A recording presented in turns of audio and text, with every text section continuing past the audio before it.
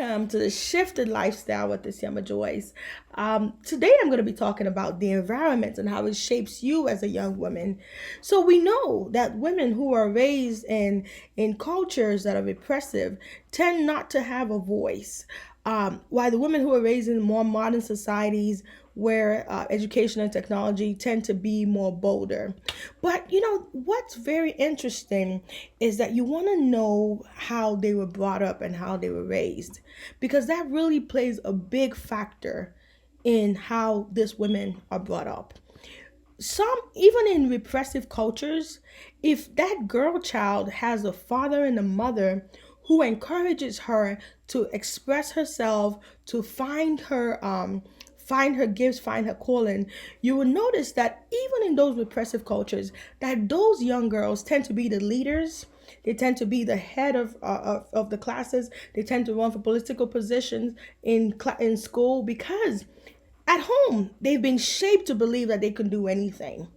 But even in a modern society, if you have parents and a girl child is raised to believe that she shouldn't be all that God has called her to be, she might grow up to be timid. She might grow up to not want to express herself, because her upbringing had a real big sense of shaping her into who she is today. One thing that's so important in the Maslow hierarchy of needs, we have different needs like survival first, and people have to first survive before they begin to seek other higher needs. So if a person struggles to survive and begin to seek the safety and the security that they didn't get as a child, it can keep those women anchored in lower levels of consciousness. Because at this point they grew up to believe that they do not qualify to receive all that they're supposed to receive. And the same thing with women who go into abusive relationships. If you continue to stay in those type of relationships, then you begin to think that maybe you're not worth it.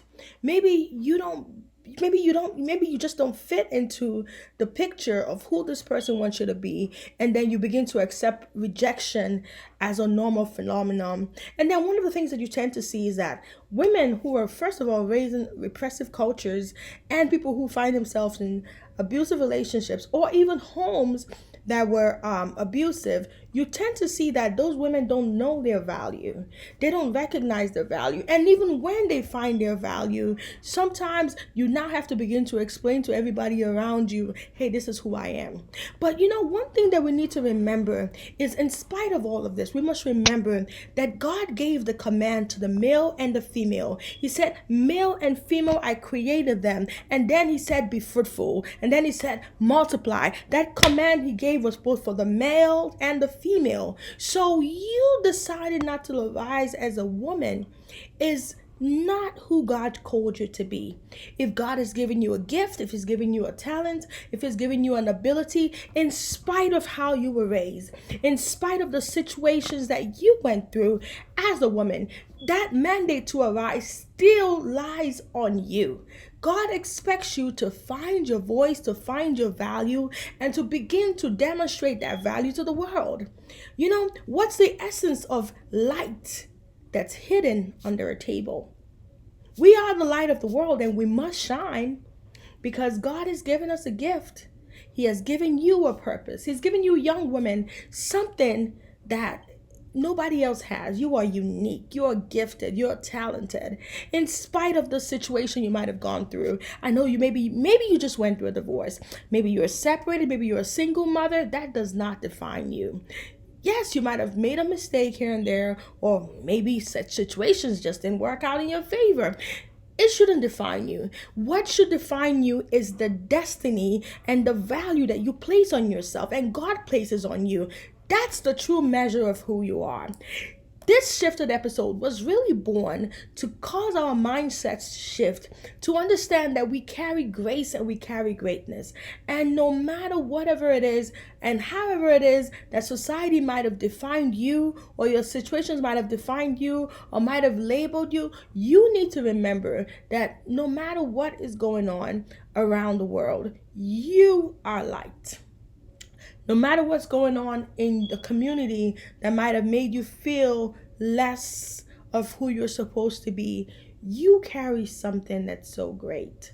God has put capacity in you. He's put wisdom in you. He's put strategy in you. You are a beautiful woman when you find your value.